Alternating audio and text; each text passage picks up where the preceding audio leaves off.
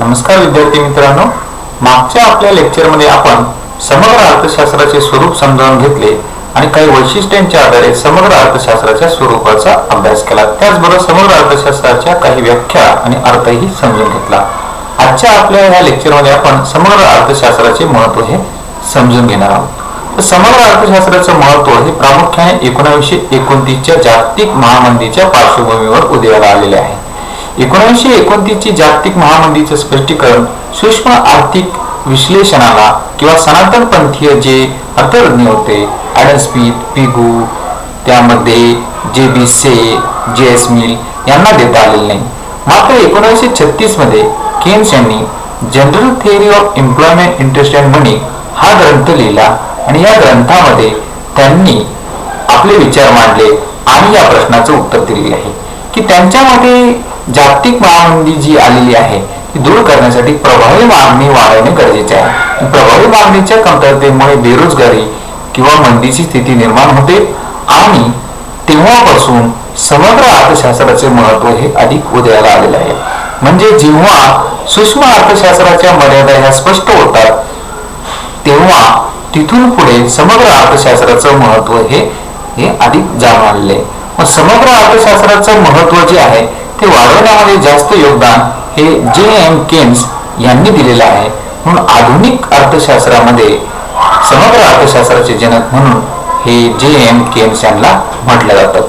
मग जागतिक महामंदीमध्ये ज्या काही समस्या निर्माण झाल्या, बेरोजगारी असेल किंवा जी काही मंदीची समस्या निर्माण झाली, त्याचं स्पष्टीकरण देणं हे इतर अर्थतज्ञांना जमलेलं नाही आणि ते स्पष्टीकरण देण्यासाठी समग्र अर्थशास्त्र हे अधिक महत्त्वाचं उपयुक्त ठरलेलं आहे.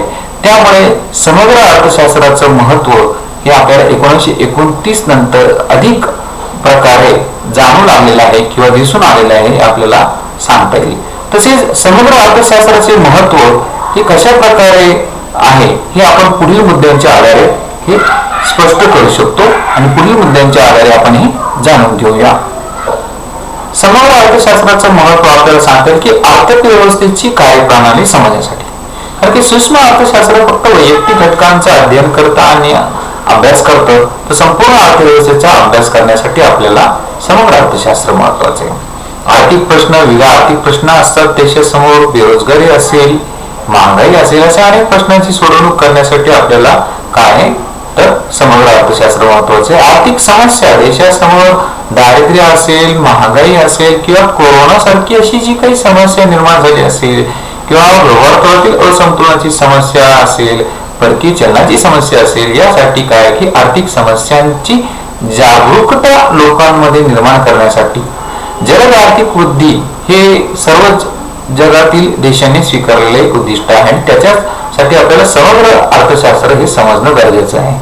व्यापार चक्र, तेजी मंदीचे चक्र हे येत असतात आणि भांडवलशाहीमध्ये हे मोठ्या प्रमाणात दिसून येतात आणि त्याचे परिणामही अर्थव्यवस्थेला भोगावे लागतात. मग व्यापार चक्र समजण्यासाठी आपण सांगू शकतो सरकारची भूमिका दिवसेंदिवस ही व्यापक होत आहे आणि सरकारचा हस्तक्षेप किती महत्वाचा आहे किंवा खुली बाजारधिष्ठित अर्थव्यवस्था जिची मर्यादा पडते त्या अर्थव्यवस्थेऐवजी सरकारची भूमिका आजकालच्या काळात महत्वाची आहे हे आपल्याला समग्र अर्थशास्त्र सांगते. आणि त्याचबरोबर वैयक्तिक व व्यवसायाविषयक निर्णय घेण्यासाठी व्यावसायिकांना आणि वैयक्तिक पातळीवर आपल्याला सुद्धा समग्र अर्थशास्त्र महत्वाचं आहे. हे आपण एक क्रमबद्ध पद्धतीने पुढे बघू शकतो. संपूर्ण अर्थव्यवस्थेचे कार्य समजण्यासाठी समग्र अर्थशास्त्र महत्वाचे आहे.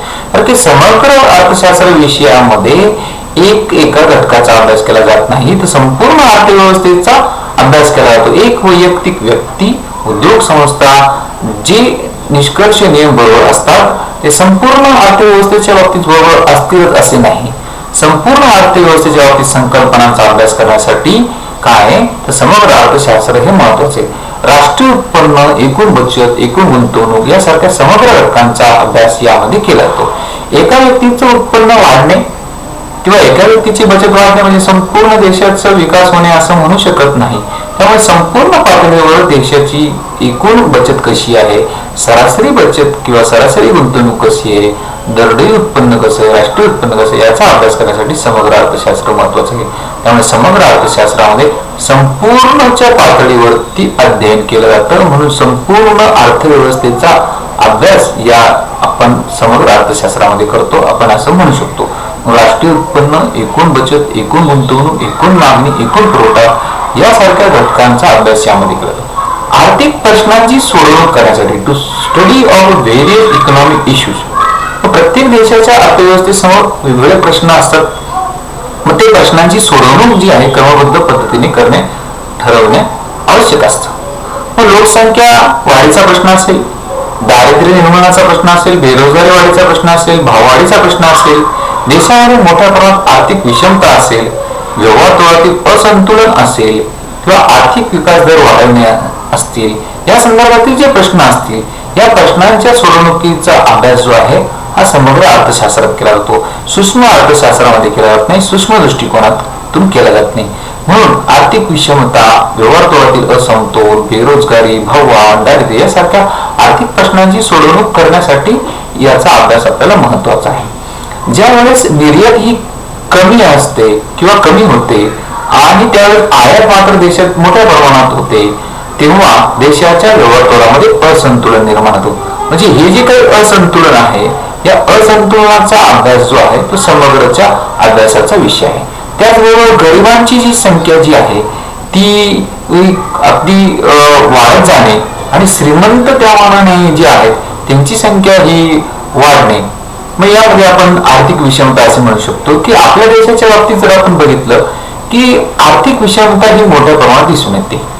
जवळपास वरच्या थरातील 10% लोकांकडे 87% मालमत्ता ही कोटली असून बाकीच्या तळातील लोकांकडे फक्त 13% मालमत्ता आहे. मग अशी जी काही आर्थिक विषमतेचा प्रश्न आहे तो समग्र अर्थशास्त्रामध्ये अभ्यासला जातो. मग समानता निर्माण करण्यासाठी कुठले धोरण उपाययोजना करायचे, कुठली उद्दिष्ट राबवायची, याचा अभ्यास हा समग्रचा अभ्यास विषय आहे. त्यामुळे आर्थिक विषमतेचा अभ्यास हा समग्र अर्थशास्त्रामध्ये केला जातो. म्हणून त्या दृष्टीने समग्र अर्थशास्त्र हे महत्वाचे. आर्थिक समस्यांविषयी जागरूकता, अर्थव्यवस्थेची यशस्वीता ही जागरूक नागरिकांवर अवलंबून असते आणि नागरिक जर जागरूक असतील तर ते योग्य उमेदवार निवडून देतील. त्यासाठी देशातील नागरिकांना आर्थिक प्रश्नांची जाण असली पाहिजे आणि आर्थिक प्रश्नांची जाण असण्यासाठी त्यांना विविध देशाची जी काही धोरणं आहे त्याचे निरीक्षण करता आले पाहिजे, त्याचं काय की बारकाईने अभ्यास करता आला पाहिजे आणि समग्र आर्थिक अर्थशास्त्रामधून त्यांना ते काय आहे तर माहिती प्राप्त होते की देशाच्या सरकारने राबवलेले धोरण कुठल्या दिशेने चाललेले आहे, समग्र आर्थिक प्रश्न कुठले आहे देशामध्ये, दारिद्र्य असेल, बेरोजगारी असेल, यासारख्या समस्यांची जाण लोकांना निर्माण होते. ती समग्र अर्थशास्त्राच्या ज्ञानातून होत असते. हे समग्र अर्थशास्त्राच्या ज्ञानातून नागरिकांना समजते देशापुढे कुठली समस्या आहे, कुठली धोरणं राबवली जात आहे, सरकार त्या दृष्टीने काय करत आहे, सरकारची धोरणं योग्य आहे की अयोग्य आहे याचं मूल्यमापन हे जागरूक नागरिकांना करता येते. आणि जागरूकता ही अशी निर्माण करण्यासाठी, आर्थिक समस्यांविषयी लोकांच्या मनात जागरूकता निर्माण करण्यासाठी समग्र अर्थशास्त्र हे महत्वाचं आहे आणि त्यामुळे समग्र अर्थशास्त्राचं आपल्याला हे महत्व सांगता येईल. जलद आर्थिक विकास आणि वृद्धी किंवा वृद्धी दरात वाढ करणे हे एक आजकालच्या सर्वच देशांमधले एक महत्वाचं उद्दिष्ट आहे आणि त्यामुळे आर्थिक विकास आणि वृद्धीचे जे काही प्रत्येक देशाचं उद्दिष्ट आहे मग ते गाठण्यासाठी मग वृद्धीचा दर कमी होण्याची कारणे कुठली आहेत, त्यामध्ये काही अडथळे आहेत का, याचा अभ्यास समग्र अर्थशास्त्रामध्ये केला जातो. अर्थव्यवस्थेचे यश हे आर्थिक विकास व आर्थिक वृद्धीवर अवलंबून असू शकते आणि अनेक जे अर्थव्यवस्थेचे प्रश्न जे आहेत ते या मार्फत सोडवले जातात. वाढत्या विकासाच्या दराबरोबर राहणीमानाचा दर्जा सुधारतोय का, बेरोजगारी व दारिद्र्याचे प्रश्न सोडण्यास मदत होते का, या सर्व गोष्टींचे अध्ययन जे आहे समग्र अर्थशास्त्राच्या ज्ञानामुळे आपल्याला कळते. स्वयं शाश्वत आर्थिक वृद्धी कसा साध्य करावा यासाठी आपल्याला समग्र अर्थशास्त्र मदत करते. म्हणून आपल्याला काही सस्टेनेबल डेव्हलपमेंट, शाश्वत विकास कसा करता येईल ज्यामुळे दारिद्र्य आणि बेरोजगारीचे प्रमाण कमी असेल, त्यावर देशाचं उत्पादन पातळीही वाढत आहे, हे आपल्याला समग्र अर्थशास्त्राच्या ज्ञानातून समजते. त्यामुळे त्या दृष्टीने समग्र अर्थशास्त्र हे आपल्याला महत्वाचे आहे, हे महत्व आपण सांगू शकतो. पुढचा मुद्दा आहे की सरकारच्या हस्तक्षेपाचे महत्व, the importance of government intervention. पूर्वीच्या काळी सनातन अर्थतज्ञांचं मत होतं की सरकारने मर्यादित कामे करावी, उदाहरणार्थ की देशाचं संरक्षण हे सरकारने करावं, कायदा सुव्यवस्था करावी आणि बाकीच्या कार्यामध्ये सरकारने हस्तक्षेप करू नये, विशेषतः किमतींच्या. पण जेव्हा बाजार यंत्रणेत सामाजिक पातळी गाठणे, साधनांची जमाजमा करणे, वस्तू व सेवांचे उत्पादन करण्यात अपयश येते, तेव्हा बाजार यंत्रणेत काही महत्वाचे प्रश्न सोडवण्यामध्ये असमर्थता व्यक्त होते, तर सरकारला हस्तक्षेप करावा लागतो. विकास, किंमत पातळीतील स्थिरता व रोजगारात वाढ, जागतिक महामंदी किंवा कोरोना सारखी जी काही महामारी जगभर पसरली, त्यावेळेस सरकारचा हस्तक्षेप महत्वाचा आहे. बाजारातून बाजार यंत्रणेमार्फत आपोआप सर्व दूर होईल यावरती केन्सचा नंतरच्या अर्थतज्ञांचा विश्वास नव्हता. मग सरकारच्या हस्तक्षेपाचं महत्व हे समग्र अर्थशास्त्रामधून आपल्याला समजते. तर केन्स यांनी सरकारच्या हस्तक्षेपामार्फत अर्थव्यवस्थेचे नियंत्रण कसे करता येईल, नियमन कसे करता येईल आणि त्यामार्फत कसे अर्थव्यवस्थेचे प्रश्न सोडवता येईल याचं स्पष्टीकरण केले आहे. तसेच जे काही भ्रष्टाचार आणि इतर सारखे जे काही प्रश्न निर्माण होतात, समांतर अर्थव्यवस्था देशामध्ये निर्माण होते काळ्या पैशाची, यासाठी समग्र पातळीवरती धोरणांची अंमलबजावणी करण्यासाठी सरकार हे महत्वाचं असतं आणि सरकारच्या हस्तक्षेपाचं महत्व हे आपल्याला समग्र अर्थशास्त्रातून कळतं. म्हणजे सरकारच्या हस्तक्षेपाच्या माध्यमातून आपल्याला योग्य समग्र आर्थिक धोरणे राबवणे शक्य असते. आपल्याला समग्र अर्थशास्त्राच्या ज्ञानामुळे सरकारच्या हस्तक्षेपाचं महत्व हे समजतं. सरकारच्या हस्तक्षेपाचं महत्व समजण्यासाठी समग्र अर्थशास्त्राचं ज्ञान आपल्याला असणं गरजेचं आहे. त्याचबरोबर व्यापार चक्रांचा अध्ययन. जेव्हा अर्थव्यवस्थेमध्ये जी काही सर्वसाधारण किंमत पातळी असते त्यापेक्षा किंमत पातळी वरच्या पातळीला जाते किंवा खालच्या पातळीला जाते, तेव्हा तेजी मंदी सारखी स्थिती निर्माण होते आणि तेजी मंदीची जी काही व्यापार चक्र आहे त्याचा जास्त परिणाम भांडवलशाही देशांमध्ये होतो, तसे इतरही देशांमध्ये होतो. आणि व्यापार चक्र जी असतात ती सार्वत्रिक सर्वव्यापी असतात. एका देशातून दुसऱ्या देशात, एका क्षेत्रातून दुसऱ्या क्षेत्रात जात असतात.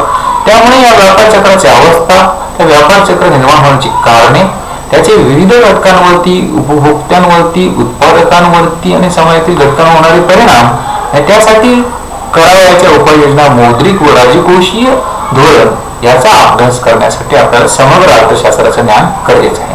म्हणजे तेजी निर्माण होते तेव्हा भरभराटीचे कालावधी असतो, सर्व उत्पादनात वाढ असते, व्यापाऱ्यांच्या नफ्यामध्ये वाढ असते आणि काही लोकांना फायदा होत असतो. घसरणीच्या अवस्थेमध्ये मात्र काय की नफ्याचे प्रमाण घटते, उत्पादन प्रमाण, रोजगार प्रमाण घटते आणि मंदीमध्ये मात्र सर्व हे खालच्या पातळीवर पोहोचले असतात. आर्थिक व्यवहार सुद्धा सर्वसाधारण पातळीपेक्षा खालच्या पातळीवर पोहोचलेले असतात.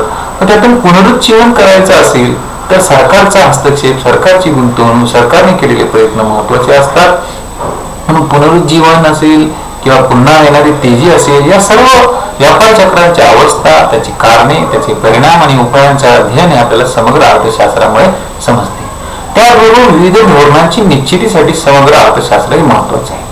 मग जेन केन्स यांनी हे समग्र अर्थशास्त्र हे धोरणांच्या निगडीत असं शास्त्र आहे असं म्हटलेलं आहे.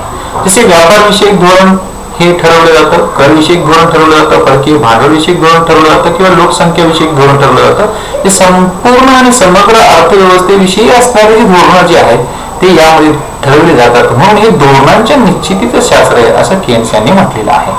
मग सरकारच्या अर्थव्यवस्थेतील समस्यांचे अध्ययन करणे आणि त्याची काही कारणे असतील, त्यावरती काय उपाययोजना करता येतील, त्यासाठी विविध धोरणं सुचवण्याचं कार्य जे आहे समग्र अर्थशास्त्रामध्ये केलं जातं.